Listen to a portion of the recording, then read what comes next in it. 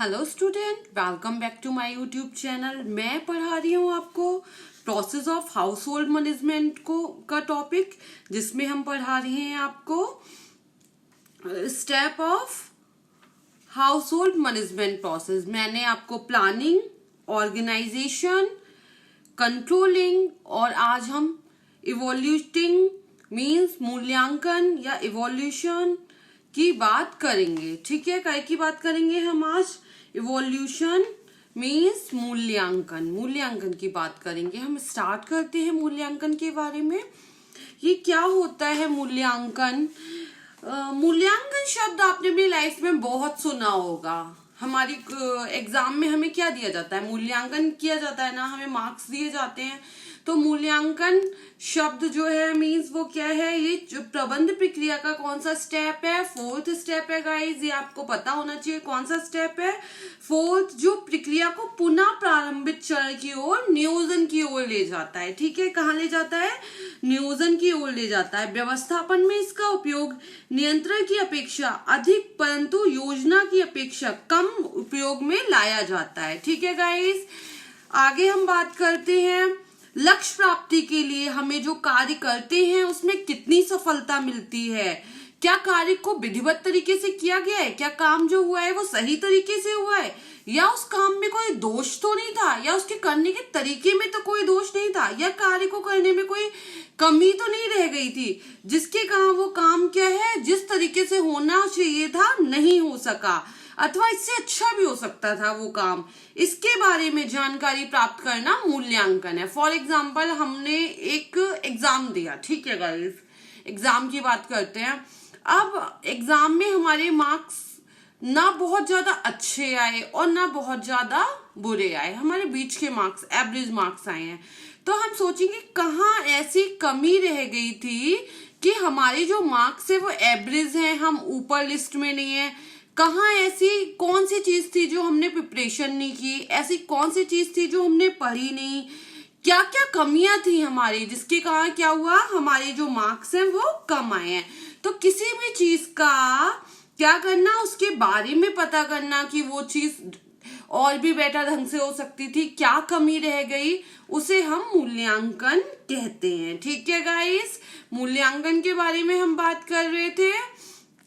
अब हम बात करते हैं ऑब्जेक्टिव्स के बारे में कि मूल्यांकन के क्या उद्देश्य होते हैं। मूल्यांकन के 4 उद्देश्य बताए गए हैं गाइस। क्या है? यह देखना क्या प्राप्त हो चुका है। To see what has been achieved means हमने क्या अचीव किया है, क्या हमने प्राप्त कर लिया है, वो जो है वो मूल्यांकन का उद्देश्य है। दूसरा है अगली योजना के आधार के रूप में प्रयोग लाना। To serve as a basis to the next plan means जो नेक्स्ट हमारी योजना है उसके आधार के रूप में प्रयोग लाना। ठीक है guys.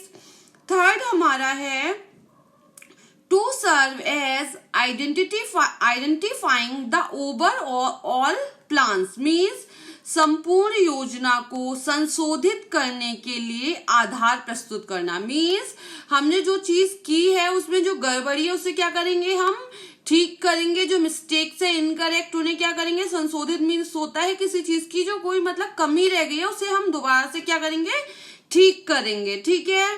To gain new general insight means guys नई अंतर्दृष्टि प्राप्त करना। मीन्स हम उसके लिए क्या करेंगे, गेन करेंगे न्यू इंसाइट, जनरल इंसाइट। ठीक है, नई अंतर्दृष्टि प्राप्त करना। ठीक है गाइस। गृह प्रबंध में मूल्यांकन का सर्वाधिक महत्व है। किसी भी चीज की जब लास्ट होता है तो क्या मूल्यांकन का क्या है, सबसे ज्यादा महत्व है। यदि व्यक्ति को नई दिशा में सोचने के लिए प्रेरित करता है, क्या करता है, ये हमें नई डायरेक्शन में सोचने के लिए प्रेरित करता है ताकि स्थितियों पर नए सिरे से क्या किया जा सके, दृष्टिपात किया जा सके। फॉर एग्जाम्पल, गृहिणी गृह कार्यों के कार्य को जब दिन भर करने की योजना बनाती है तो वो योजना अनुसार काम करती है, परंतु रात में जब क्या होता है वो सोचती है ओ गॉड मुझे तो ये काम करना था बट ये काम रह गया, ये काम बहुत इंपॉर्टेंट था, क्यों नहीं कर पाई, बिकॉज मेरे पास टाइम की कमी थी, बहुत ज्यादा थकान हो गई थी, फटीग थी, इस कारण से क्या है मैं उस काम को नहीं कर पाई। अतः उस उद्देश्य की प्राप्ति की आशा को अनुकूल नहीं हुआ, मतलब जो हमने सोचा था वो नहीं हो पाया, जो हमारा उद्देश्य था वो हमें नहीं मिला। ठीक है, फिर जो हाउसवाइफ होती है वो नेक्स्ट डे की योजना बनाती है कि जो छूटा हुआ काम है वो कर लें, या जो काम सही नहीं हुआ है उसमें कुछ चेंज कर लें, या जो कमी है उसे दूर करना या उसे सुधार करना, ये होता है आपका इवोल्यूशन मीन्स मूल्यांकन। ठीक है गाइज, मूल्यांकन के 4 ऑब्जेक्टिव हैं, जो क्या है, पहले जो प्राप्त हो चुका है ये देखना कि पहले क्या प्राप्त किया है, दूसरा अगली योजना के आधार के रूप में प्रयोग में लाना, तीसरा संपूर्ण योजना को संशोधित करने के लिए आधार प्रस्तुत करना, और फोर्थ क्या है, नई अंतर्दृष्टि प्राप्त करना। ठीक है गाइस, आगे हम बात कर रहे हैं टाइप्स ऑफ इवोल्यूशन मीन्स मूल्यांकन के प्रकार। मूल्यांकन 2 प्रकार का होता है। कितने टाइप का होता है गाइस? 2 टाइप का होता है। एक होता है सापेक्ष मूल्यांकन और दूसरा होता है निरपेक्ष मूल्यांकन। गाइस जिसे हिंदी में लिखना होता है ना, तो वो मतलब जब मैं बोल रही होती तो अपने शॉर्ट नोट्स टाइप के कॉपी में लिख ले कि जो मूल्यांकन है उसके 2 प्रकार हैं, एक सापेक्ष मूल्यांकन और एक निरपेक्ष मूल्यांकन।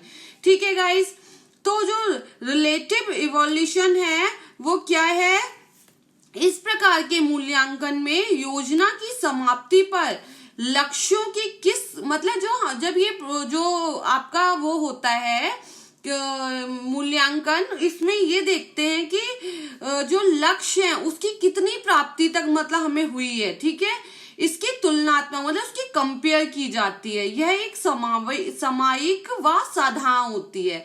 कैसे करते हैं हम इसमें कंपेयर? पूर्व योजना से प्राप्त लक्ष्य, जो मतलब हमने प्लानिंग की थी उससे पहले हमारे जो लक्ष्य थे क्या वो फुलफिल हुए हैं? जो हमारी करंट वर्तमान योजना के लिए जो निश्चित किए गए लक्ष्य हैं क्या वो फुलफिल हुए हैं? जो हमारी फैमिली की डिमांड थी, जो उसके लक्ष्य थे क्या वो फुलफिल हुए हैं? और व्यक्ति की कार्य क्षमता, इसको हम छोटे से एग्जाम्पल के द्वारा समझ सकते हैं। एक हाउसवाइफ है, वो दिन का कार्य क्या है समय पर बिना थके परेशान हुए कर लेती है, तो समझा जाता है कि लक्ष्य की प्राप्ति संतोषजनक हुई। इसी को हम सापेक्ष मूल्यांकन कहते हैं। क्योंकि प्रबंध उत्तम है, लक्ष्य जितने अधिक स्पष्ट एवं निश्चित होंगे, मूल्यांकन उतना ही आसान होगा।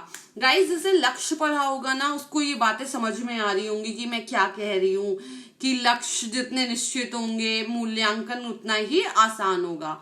तो ये था गाइस आपका सापेक्ष मूल्यांकन। अब हम बात करते हैं निरपेक्ष मूल्यांकन की। इस प्रकार के मूल्यांकन में तुलना करने की जरूरत नहीं पड़ती। हमने क्या है, सापेक्ष मूल्यांकन में तुलना की है और निरपेक्ष में हमने तुलना नहीं की है। यहाँ योजना कहाँ तक सफल हो पाई है, इसलिए व्यवहारिक तौर पर मूल्यांकन का महत्व है। ठीक है, क्योंकि जब भी आयोजनकर्ता किसी कार्य की अच्छाई बुराई का विश्लेषण करता है तो उसके मस्तिष्क में उस कार्य के परिणाम का चित्र अवश्य आता है और कार्य से उसका निश्चित परिणाम कम हुआ समझता है। ठीक है गाइस, तो हमें लगता है जो प्रगति है वो मंद हुई है, कार्य पूर्ण कुशलता से संपन्न नहीं हुआ है। यदि किसी कार्य को पूरी तरह संपन्न हो चुका है तो वो समझा जाता है कि लक्ष्य की प्राप्ति हो गई है। इसे हम दूसरे एग्जाम्पल से समझ सकते हैं। एक हाउसवाइफ है, वो काम की योजना बनाती है कि दोपहर में वो दाल चावल रोटी सब्जी चटनी सैलेड सब कुछ दही बड़े बनाएगी, लेकिन क्या है किसी कारण वो क्या है नहीं बना पाती है। अब जब दिन के अंत में रात्रि को वो मूल्यांकन करती है तब उसे पता चलता है कि वो बिजी थी बहुत ज्यादा, इस कारण क्या है वो दही बड़े नहीं बना पाई है। क्या समय को बचाया जा सकता था कि वो या बहुत ज्यादा थक गई थी या कोई गेस्ट आ गए थे, किस कारण से वो क्या है दही बड़े नहीं बना पाई है। तो उसके पूर्व के अनुभव के आधार पर नवीन सूक्ष्म विचार या तकनीक का उपयोग करती है। यही क्या होता है, निरपेक्ष मूल्यांकन कहलाता है।